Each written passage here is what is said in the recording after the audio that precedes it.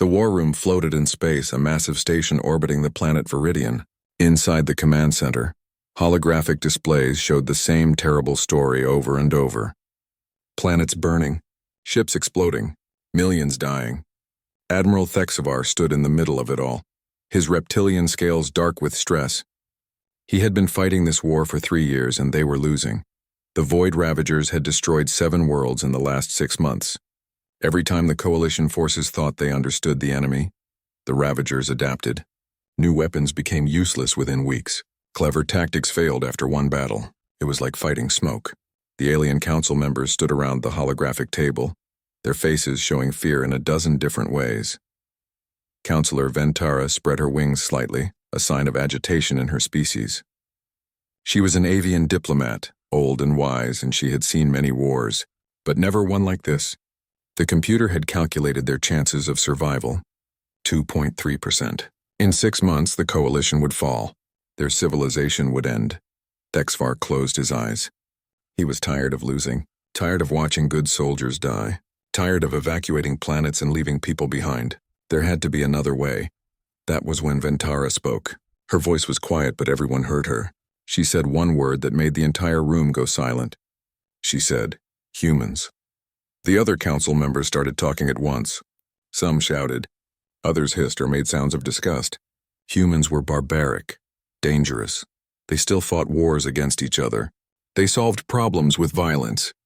The Coalition had watched Earth for 200 years and decided humanity was too primitive, too aggressive to join civilized space. But Ventara kept talking. She pulled up files on humanity, videos of their wars, their weapons, their tactics. Yes, humans were violent, but that violence came with something else. Humans never gave up. When they were losing, they fought harder. When they were outnumbered, they got creative. When they should have surrendered, they attacked instead. The council argued for hours. Finally, they voted. By the smallest margin possible, they agreed to contact Earth. They would ask the humans for help. Thexavar watched the vote count and felt something strange. It might have been hope, or it might have been fear. With humans, it was hard to tell the difference. 3 days later, a Coalition ship appeared over Sol. The crystalline vessel hung in the sky like a small moon. People on Earth stopped what they were doing and stared up. First contact. It was finally happening. Deep underground in a secure facility, Park Do-hyun waited. He was the UN Secretary General, a man who had spent 30 years in diplomacy. He had gray hair and calm eyes. He had negotiated peace between nations, managed disasters, and kept the world from falling into chaos more times than anyone knew. But aliens, this was new. The alien delegates entered the room. Ambassador Kelvrin led them, a tall being made of something that looked like living crystal. He bowed, a gesture the aliens had learned from watching Earth. Then he started talking. His voice came from a translator device, sounding almost human, but not quite. Kelvrin explained everything. The Galactic Coalition, the Void Ravagers, the war they were losing. He showed holographic images of the destruction. Entire planets cracked open. Billions of dead, fleets torn apart in space. He was honest about why they came to Earth. The Coalition had kept humanity isolated. They thought humans were too dangerous. Now they needed that danger. Park Do-hyun listened to it all without speaking. His face showed nothing. When the aliens finished, he stood up and made one phone call. Within an hour, 3 people arrived at the facility. Admiral Yoon Ha-jin came first. She was 50 years old, with short black hair and sharp eyes that missed nothing. She had grown up poor in Busan, fought her way through military academy, and risen to command Earth's space fleet, a fleet the aliens did not know existed. She sat down and immediately started studying the alien data on a tablet. General Kang Min-ho arrived next. He was a big man with scars on his hands and a face that had seen too many battles. He had fought in Earth's last major wars, the conflicts that finally united the planet. He knew how to win when winning seemed impossible. He looked at the aliens and grunted. Then he sat down and started taking notes. Dr. Choi Bora came last. She was young, only 35, with bright eyes and quick movements. She had 3 doctorates in biology, chemistry, and tactical analysis. She looked at the alien footage of the Void Ravagers and immediately started muttering to herself, already thinking about weaknesses and solutions. Admiral Ha-jin looked up from her tablet. She asked the only question that mattered. What does Earth get out of this? The aliens offered technology, medical advances, energy systems, access to other worlds, a place in the Galactic Coalition. Hajin listened and then stated humanity's terms. Full military command, no interference from coalition politicians, complete access to all intelligence, and if humanity saved the galaxy, Earth would get a permanent seat on the council with full voting rights. The aliens looked at each other. They had expected to bargain, but they were desperate. They agreed to everything. General Kang Minho replayed the battle footage again. He watched the Void Ravagers fight. They were precise, efficient, they calculated everything. They adapted perfectly to every situation. He smiled, and it was not a nice smile. He said the Ravagers fight like machines. We'll teach them what it means to fight like humans. Dr. Bora was still muttering, now pulling up more data. She asked for biological samples, atmospheric readings, anything the Coalition had on the Ravagers. The aliens provided everything. Bora worked through the night, and by morning she had 3 potential weak points identified. It was a start. 48 hours later, Earth's orbital shipyards opened.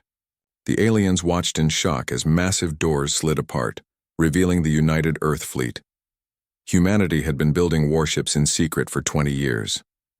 15 battle carriers, 40 destroyers, 200 fighter craft, and the flagship, the Indomitable, a vessel as large as some alien cities. The fleet launched with Admiral Hajin in command. Every ship was loaded with weapons, marines, and supplies. The aliens thought human technology looked primitive. The ships were angular and crude, covered in armor instead of shields. They had too many guns, too many missiles. They looked like they were designed for one purpose, destroying things. The Coalition observers aboard the alien monitoring ship sent back reports. The humans were ready to go, but something was wrong.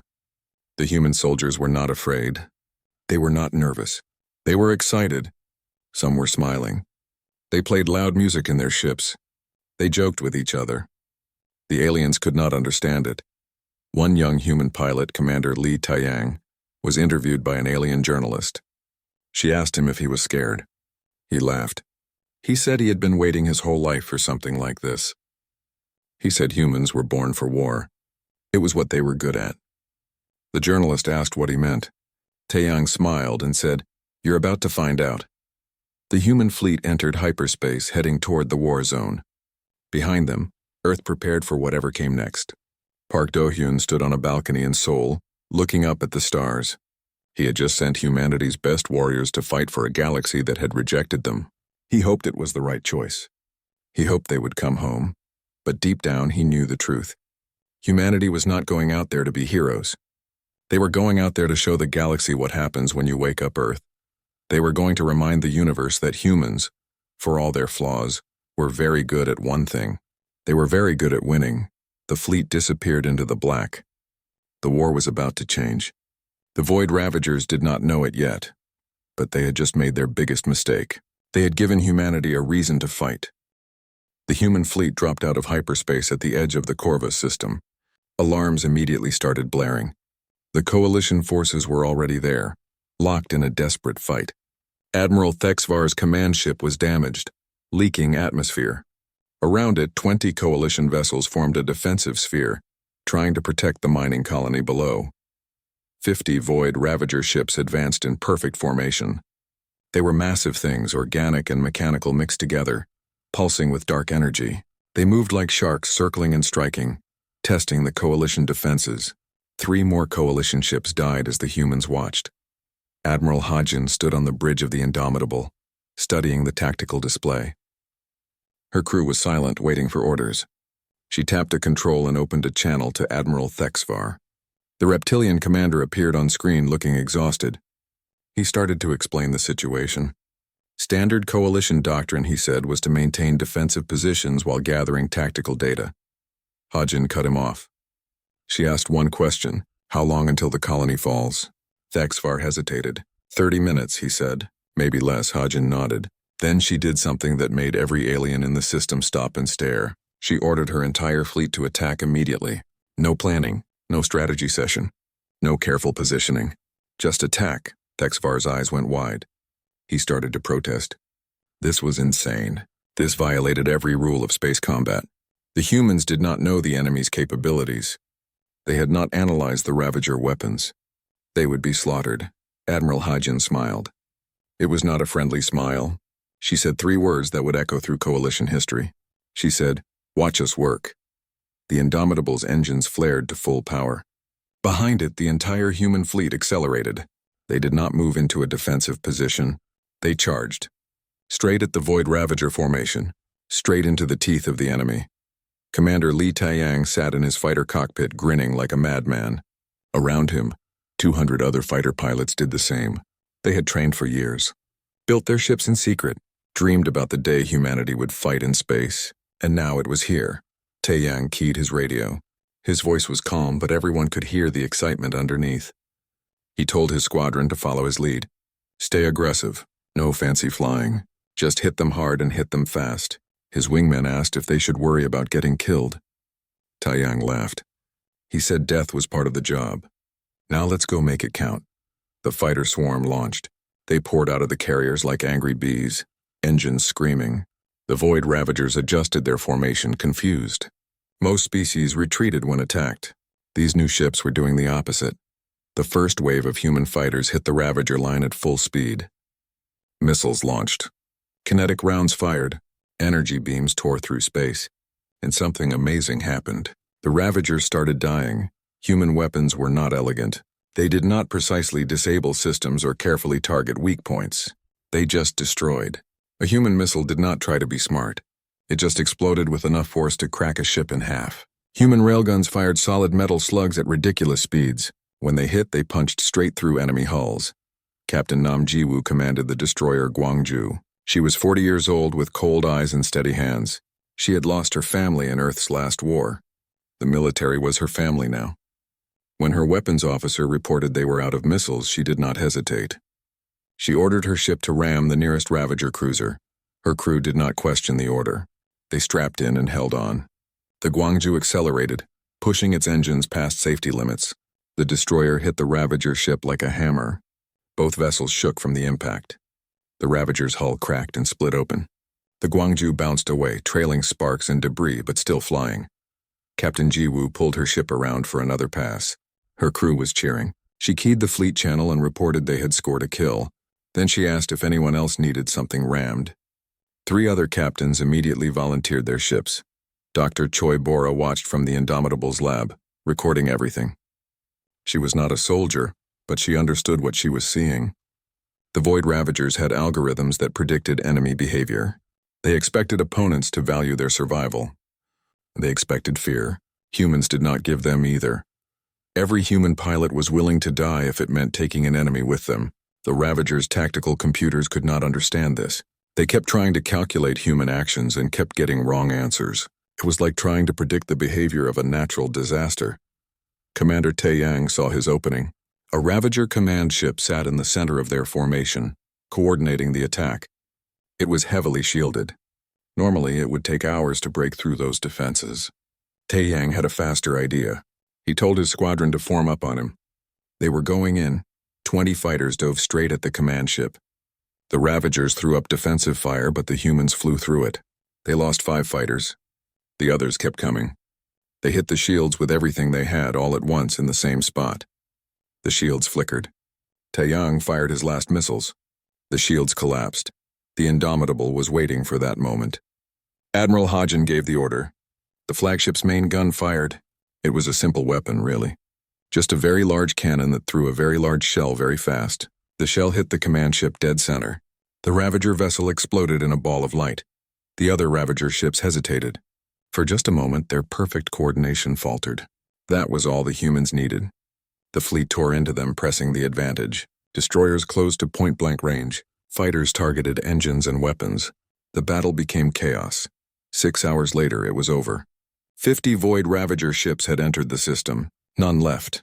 Burning debris filled the space around Corvus. The mining colony was saved. The Coalition defensive fleet had not fired a single shot. They had been too shocked to do anything but watch. Admiral Hajin stood on her bridge looking at the damage reports. 3 destroyers lost, 27 fighters destroyed, 412 human personnel dead. She read every name. Then she ordered her fleet to begin rescue operations. Admiral Thexavar's face appeared on her screen again. The reptilian commander was silent for a long moment. Finally, he spoke.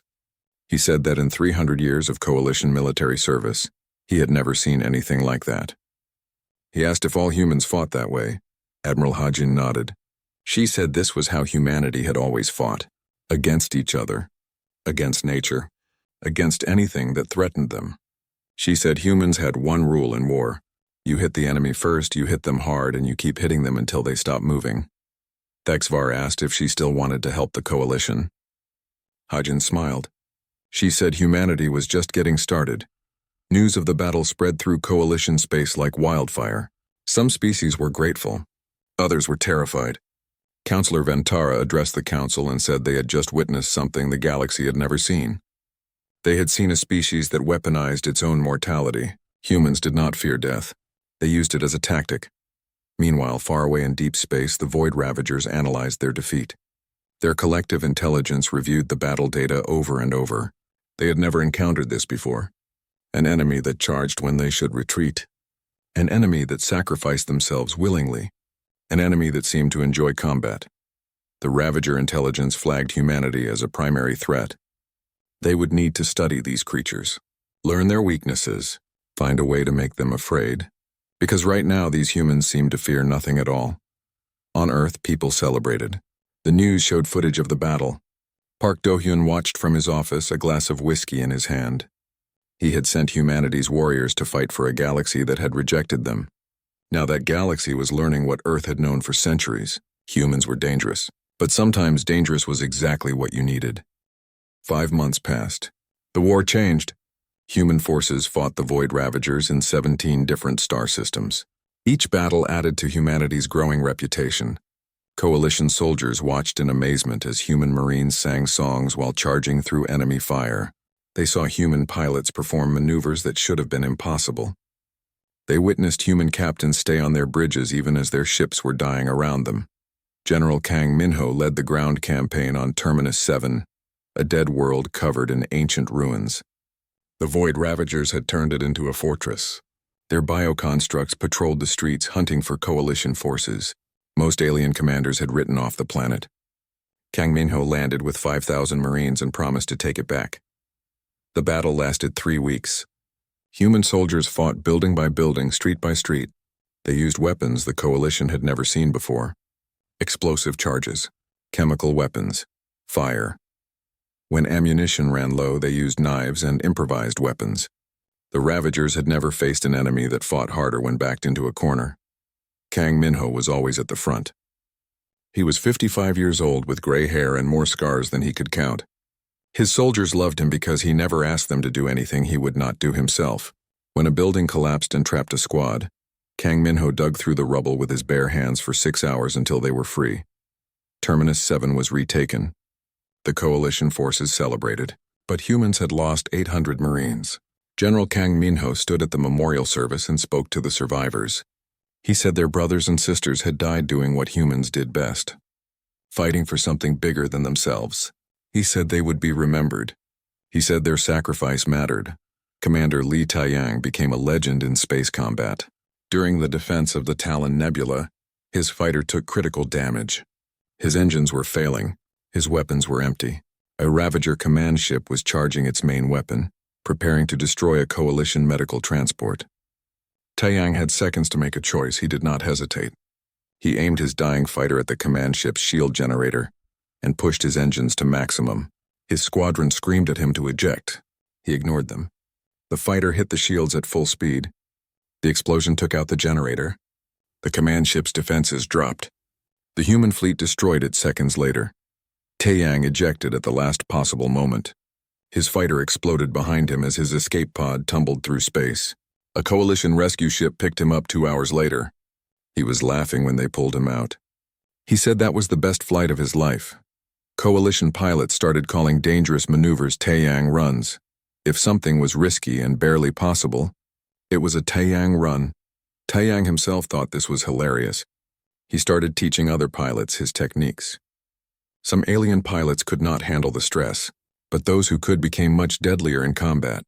But the war was not without cost. Human losses mounted. Ships were destroyed. Good people died. Captain Nam Jiwoo and her destroyer Gwangju were finally overwhelmed during a desperate defense. They held the line for 3 hours while evacuation transports escaped. When their reactor went critical, Jiwoo sent one last message. She said it had been an honor. Then the Gwangju exploded. Admiral Hajin recorded every name of the fallen in a memorial database. She carried it with her always. Sometimes late at night she would read through the names. Every death weighed on her, but she knew they had died for something important. They had died proving that humanity belonged among the stars. Dr. Choi Bora worked around the clock in her lab. She dissected captured Ravager bioconstructs. She analyzed their communication signals. She studied how they moved and fought and thought. Slowly she began to understand them. The Ravagers were not individual creatures. They were part of a collective consciousness. Each unit was expendable because the whole survived. This explained their fearlessness. Death meant nothing to them because they could not truly die. But Bora saw the weakness in this. If she could disrupt their communication, their neural network, the collective, would fragment. Individual units would become confused, disorganized. They would be vulnerable. She designed a weapon, a neural disruptor that could jam Ravager communications across an entire star system. It was experimental. It might not work. But if it did, it could change the war. She brought the plans to Admiral Hajin. Hajin looked at them for exactly 3 minutes. Then she ordered the weapon built immediately. The turning point came at Nexus Prime, a strategic hub connecting 6 sectors. Intelligence reports showed the Void Ravagers were massing their largest fleet ever. 300 ships. They were coming to crush humanity and end the human threat once and for all. Admiral Thexvar urged retreat. The coalition could not win this fight. The smart move was to evacuate and regroup. Admiral Hajin refused. She had Dr. Bora's weapon. She had a plan. Thexvar said the plan was insane. Hajin agreed. Then she explained it anyway. They would draw the entire Ravager fleet into the Nexus Prime system. Let them commit fully, then activate the neural disruptor. If it worked, they would have a brief window where the Ravagers were confused and vulnerable. The human and coalition fleets would attack with everything. If the disruptor failed, they would all die. Thexvar was silent for a long time. Then he asked Hajin if she was willing to bet the entire war on an experimental weapon. Hajin said that was exactly what she was doing. She said humans had been doing that kind of thing for thousands of years. She said, "Trust us." Thexvar committed his forces, not because he thought the plan would work, but because he had learned something important about humans. When they believed in something, they gave everything. And that kind of commitment was contagious. The Battle of Nexus Prime began 2 days later. The Void Ravagers arrived in overwhelming force, 300 ships against the combined human and coalition fleet of 120. The humans fell back, appearing to retreat. The Ravagers pursued, confident in their numbers. Dr. Bora watched from her station on the Indomitable. Her hands were shaking. Everything depended on her weapon working. If it failed, everyone would die. She had run the calculations 1,000 times. The theory was sound. But theory and reality were different things. The Ravager fleet entered the trap. They were fully committed now, surrounding the human forces. Admiral Hajin gave Dr. Bora the order. Bora activated the neural disruptor. For 3 seconds, nothing happened. Then the Ravager fleet went dark. Every ship stopped moving. They drifted in space, silent and still. Admiral Hajin's voice rang across every channel. All ships. Weapons free. Destroy them all. The combined fleet attacked. Human missiles and coalition beam weapons tore into the helpless Ravagers. Commander Taiyang led his fighters straight into the enemy flagship's hangar. They destroyed it from the inside. General Kang Minho's Marines boarded disabled ships, planting explosives and escaping before detonation. 47 seconds after the disruptor activated, the Ravagers recovered. Their communications came back online, but it was too late. 200 of their ships were already destroyed or crippled. The survivors did something the galaxy had never seen. They retreated. The Void Ravagers ran from a fight.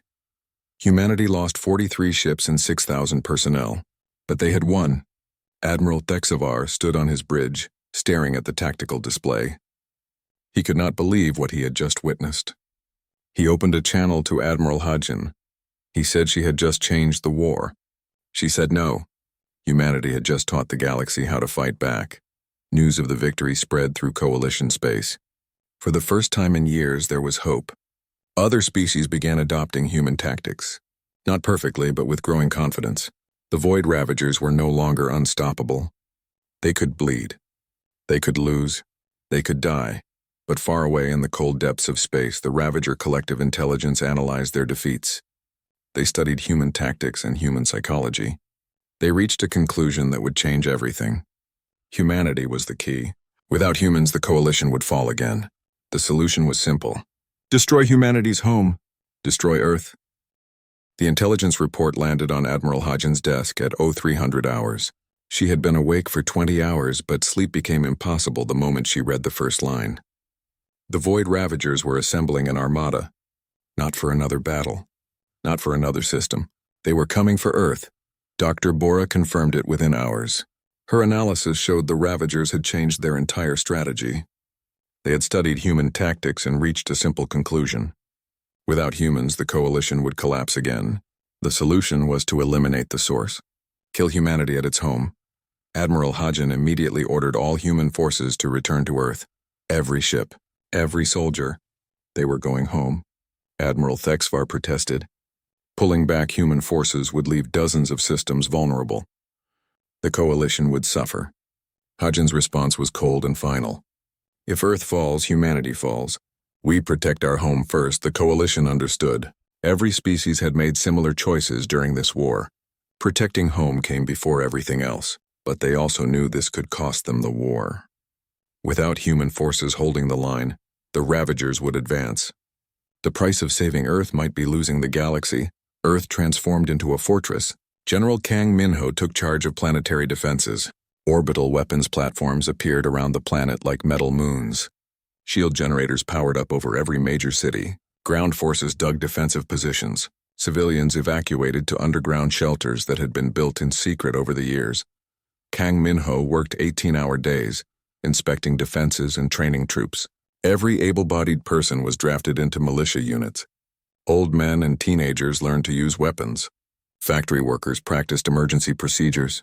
Earth had 8 billion people, and every one of them prepared to fight. Commander Li Taeyang trained reserve pilots. Most had never flown in combat. Some were retired veterans coming back for one more fight. Others were kids who had just finished basic flight school. Taeyang looked at them and saw himself 10 years ago. Young and scared, but ready to prove themselves, he told them the truth. Most of them would probably die. The Ravagers were bringing overwhelming force. The human fleet was battered from months of combat. They did not have enough ships or enough pilots. The odds were terrible. But Taeyang also told them something else. He said humans had always fought against terrible odds. That was what they did. That was who they were. The human fleet gathered in orbit around Earth. The Indomitable looked like it had been through hell. Its hull was scorched and patched in 100 places. Half the other ships were in similar condition. Engineers worked around the clock making repairs, but everyone knew there was not enough time. The Ravagers were coming. Dr. Bora developed new weapons with what little time remained. EMP mines, bio-corrosive missiles, anything that might give them an edge. But late at night, she did the math. She ran the simulations over and over. Earth's chances of survival were less than 30%. She told this to Admiral Hodgen. Hodgen thanked her for the honesty. Then she said they would just have to beat the odds. The Ravager Armada arrived without warning. Over 500 ships dropped out of hyperspace, surrounding Earth in a perfect sphere. It was the largest fleet anyone had ever seen. Admiral Hodgen stood on the bridge of the Indomitable and looked at the tactical display. She opened a channel to the enemy. She said only one thing. "You came to our home." Big mistake. The Ravagers did not respond. They began a systematic bombardment of Earth's orbital defenses. Human weapons platforms fired back, space filled with explosions and debris. The battle began. Commander Taeyang launched with his squadron. 300 fighters rose from the carriers to meet the enemy. They were outnumbered 10-1. Taeyang keyed his radio and told his pilots to make every shot count. They dove into the Ravager formation like arrows into a storm. On the surface, General Kang Minho watched Ravager landing craft descend through the atmosphere. They were heading for Seoul. He had 50,000 soldiers ready to defend the city. He knew it was not enough, but it would have to be. He gave his final orders. Fight for every street, every building, every inch. Make them pay for Earth in blood. The siege lasted 3 days, 72 hours of continuous combat. Human forces fought with everything they had. Ships rammed enemy vessels. Pilots crashed their fighters into Ravager cruisers. Soldiers charged enemy positions with bayonets when ammunition ran out. Earth burned but did not break, but the defenses were failing. Half the orbital platforms were destroyed. The Indomitable had taken critical damage. Admiral Hodgen's bridge was on fire. Half her crew was dead. She was wounded, blood running down her face from a head wound. But she stayed at her post. She gave orders. She kept fighting. General Kang Minho's forces were being pushed back through Seoul. They fought building by building, but there were too many Ravagers. He sent a message to the surviving militia units. Hold as long as you can. If we are going to die, we die on our feet. We die fighting. Across the galaxy, other species watched the siege in real time. They saw humans fighting with a ferocity that made their own earlier retreats look cowardly. They saw human soldiers charging Ravager positions that should have been impossible to take. They saw pilots flying damaged ships into enemy vessels. They saw a species that simply refused to surrender even when defeat was certain. Something changed in the coalition forces watching from other systems. Their own commanders saw what was happening and felt ashamed. Humans were dying to protect their home, while the coalition followed safe orders in defensive positions. It was not right. It was not honorable. Admiral Thexvar made a decision that would change galactic history. He violated his orders. He gathered every coalition ship he could reach and ordered them to Earth. 200 vessels abandoned their positions and jumped to hyperspace. They were going to help humanity. Orders be damned. On Earth's 4th day of siege, when the human defenses were about to collapse completely, the coalition fleet arrived. They dropped out of hyperspace right on top of the Ravager formation. Admiral Thexvar transmitted a message to Admiral Hodgen. Humanity taught us how to fight. Now we fight for you. The coalition ships crashed into the Ravager encirclement, breaking their formation. Alien vessels fought with tactics they had learned from humans. They were aggressive, reckless, brave. Admiral Thexvar's flagship targeted the Ravager command vessel, drawing fire away from Earth. For the first time, coalition forces fought with the same courage humanity had shown them. The battle turned. Caught between Earth's remaining defenses and the coalition relief fleet, the Ravagers found themselves in a trap. They tried to retreat, but human and alien forces pressed them hard. Ships that tried to escape were hunted down. The siege became a slaughter. 7 days after it began, the siege ended. The surviving Ravager ships fled into hyperspace. Earth was saved, but the price was terrible. Over 900,000 humans had died defending their homeworld. Cities lay in ruins. Orbital stations were debris. The human fleet was reduced to half its strength. Admiral Hodgen stood on what remained of her bridge and looked at Earth through the view screen. The planet was scarred but alive. Humanity had survived. She opened a channel to Admiral Thexvar. She said thank you. Thexvar's response was simple. He said humans had given the galaxy hope. This was the least they could do. General Kang Minho walked through the ruins of Seoul, checking on his soldiers. They had held, barely.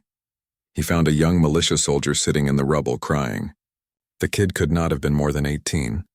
Kang Minho sat down next to him. He did not say anything. Sometimes there were no words. They just sat together in the ruins of their city and watched the sun rise. Dr. Bora worked in the medical stations, treating wounded soldiers. Her hands were stained with blood. She had not slept in 4 days. But people needed help and she kept working. Someone asked her if it was worth it. All this death, all this destruction. Bora looked at them and said yes, because Earth still stood. Humanity still existed. That meant everything. Park Do-hyun addressed the world from a bunker in Seoul. His message was broadcast to every remaining screen on Earth. He said they had survived the worst the galaxy could throw at them. He said the price was terrible, but they had paid it. He said humanity would rebuild. They would remember the fallen, and they would finish this war. The siege of Earth became the turning point. The coalition had seen what humanity was willing to sacrifice. They had learned that courage was not about having no fear. It was about fighting despite the fear. It was about standing up when falling down was easier. Humanity had shown them how. Now the galaxy would show the Void Ravagers what happened when you united people against a common enemy. The siege of Earth changed everything. The coalition no longer fought as separate species protecting their own interests. They fought together. Human and alien forces combined into joint fleets. Human tactics merged with coalition technology. Admiral Hagen and Admiral Thexvar commanded the largest armada ever assembled in galactic history. Over 1,000 ships prepared for the final campaign. The plan was simple but dangerous. They would take the fight to the Void Ravager's home system. Intelligence showed the enemy's central nexus. The heart of their collective consciousness was located in a massive cluster orbiting a dying star. Destroy that and the war would end. But getting there meant fighting through every Ravager ship left in the galaxy. The campaign lasted 1 year. Human and coalition forces pushed forward system by system. Each battle was brutal. The Ravagers fought with desperate ferocity now, knowing they were facing extinction. But the combined forces kept advancing. They had learned from humanity. They fought harder when the odds got worse. Dr. Bora refined her neural disruptor, making it more powerful and longer lasting. What had once disabled the enemy for 47 seconds now worked for 3 minutes. That was enough time to turn any battle. She also trained coalition scientists to build and maintain the devices. The weapon that had saved humanity was now saving the galaxy. Commander Li Tiyang established the Nexus Flight Academy on a reclaimed coalition world. He trained pilots from a dozen different species. Some were natural flyers, others struggled with the aggressive human style. But those who graduated were the best the galaxy had ever seen. They flew hybrid squadrons mixing human fighters with alien craft, combining speed with firepower. General Kang Minho led joint ground operations, teaching alien soldiers close combat and improvisation. Coalition troops learned to fight in cities and tunnels. They learned to use the environment as a weapon. They learned that sometimes the best strategy was to be unpredictable. Kang Minho was patient with them. He remembered that humans had once needed to learn these lessons too. Finally, after 12 months of constant warfare, the combined fleet reached the Ravager home system. What they found was terrifying. The system contained thousands of Ravager organisms, some as large as moons, all connected in a web of neural tissue. This was the source. This was what had been spawning the endless armies that threatened the galaxy. The Ravagers knew this was their last stand. They threw everything at the combined fleet. Wave after wave of ships and bioconstructs attacked. The battle was chaos. Ships exploded. Fighters burned. Soldiers died. But the combined forces did not retreat. They pushed forward inch by inch toward the central nexus. Admiral Hajian stood on the bridge of the Indomitable, now patched and repaired but still scarred from the siege of Earth. She watched the tactical display and made her decision. The flagship would lead the final assault. They would take Dr. Bora's most powerful disruptor directly to the Nexus. It was a suicide mission. Everyone knew it. No one questioned the order. The Indomitable pushed through the enemy formation. Other ships formed up around it, creating a spearhead of metal and fire. Commander Taeyang's fighters cleared the path ahead, sacrificing themselves to take out enemy weapons. Coalition cruisers provided covering fire. The fleet moved as one organism united in purpose. They reached the Nexus. The central organism was massive, pulsing with dark energy. Ravager ships swarmed around it like angry insects. The Indomitable's hull groaned under the stress of enemy fire. Systems failed. Bulkheads collapsed. Half the crew was dead or wounded. But Admiral Hagen kept the ship moving forward. Dr. Bora armed the disruptor personally. Her hands were steady despite the ship shaking around her. She looked at Admiral Hagen and said the device was ready. Hagen ordered everyone to brace. Then she gave the command to fire. The disruptor activated at point-blank range directly against the Nexus. The effect was immediate and catastrophic. The central organism convulsed. The neural web connecting all the Ravagers across the system collapsed. Across space, Ravager ships went dark. Individual organisms suddenly cut off from the collective consciousness shut down. The enemy simply stopped. Admiral Thexvar's fleet moved in and destroyed the Nexus. They bombarded it from orbit until nothing remained but debris. When the firing stopped, the system was silent. The Void Ravagers were gone. The war was over. The galaxy celebrated, but humanity mourned. Over 3 million humans had died in the war. Cities on Earth still bore scars from the siege. Thousands of soldiers would never come home. Memorial services were held on every human world and in every coalition system that had been saved. Admiral Hagen retired after the war. She returned to Earth to help with reconstruction. In her final address to the fleet, she spoke to the surviving soldiers. She said their strength was not in being fearless. Their strength was in fighting despite fear. She said they had shown the galaxy what humans were capable of. She said they had earned their place among the stars. General Kang Minho became the first human appointed to the Coalition High Command.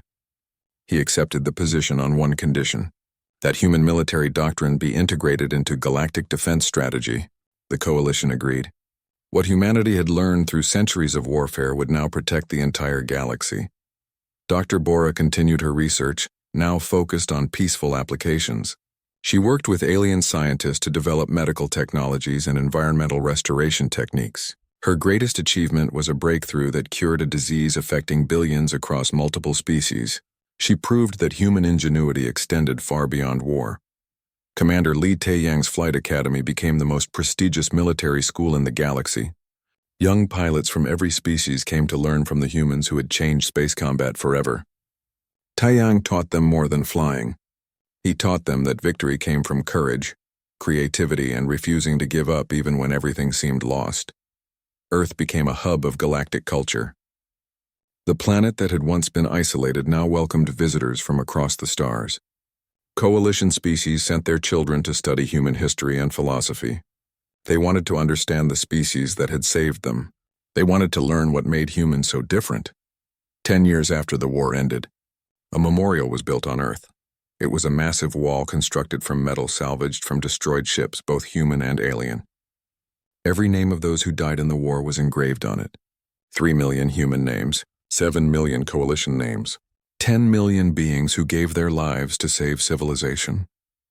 At the base of the memorial, an inscription was carved in 20 different languages. It read, "They came to our home seeking victory. We gave them fury instead. This is the galaxy humans built, not through conquest but through the ferocity to defend what they loved." Admiral Thexvar attended the memorial dedication ceremony. He was old now, his scales faded with age.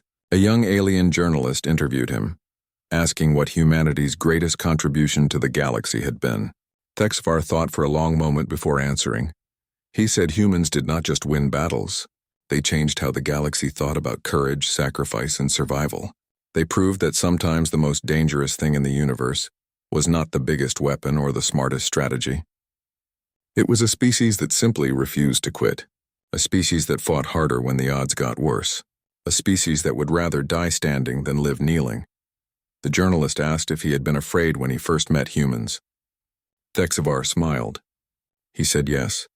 He had been terrified, but he had also been grateful, because sometimes the universe needed something terrifying to fight for it. Years later, in military academies across the galaxy, young soldiers prepared for their first deployments. Their instructors told them the same story, the story of how humanity entered the war when defeat seemed certain, how they fought with a ferocity the galaxy had never seen, how they taught the Coalition to be brave again, how they saved civilization itself. The instructors would finish by saying, "Remember Earth. Remember the humans who charged into impossible odds and won. That is the standard. That is what we fight for. That is what it means to be a soldier." On Earth, in a small apartment in Busan, an old woman sat on a balcony watching the sunset. Admiral Yoon Hajin was 70 years old now. Her hair was white. Her hands sometimes shook, but her eyes were still sharp.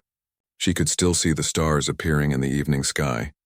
A young girl, her granddaughter, sat next to her. The child asked if the stories were true, if humanity had really saved the galaxy. Hajin smiled and pulled the girl close. She said the stories were true. But she also said humanity had not done it alone. They had fought alongside brave beings from a dozen species. Together they had proven that courage was not about having no fear. It was about facing fear and fighting anyway. The girl asked if there would be more wars. Hajin hoped not, but she said that if there were, humanity would be ready. Because that was what humans did. They protected what they loved. They stood up for those who could not stand up for themselves. They fought for something bigger than themselves. As night fell over Earth, lights began appearing across the planet. Cities rebuilt and thriving. Orbital stations restored and expanded. Ships coming and going, carrying people and trade and ideas. The planet that had almost fallen now shone like a beacon.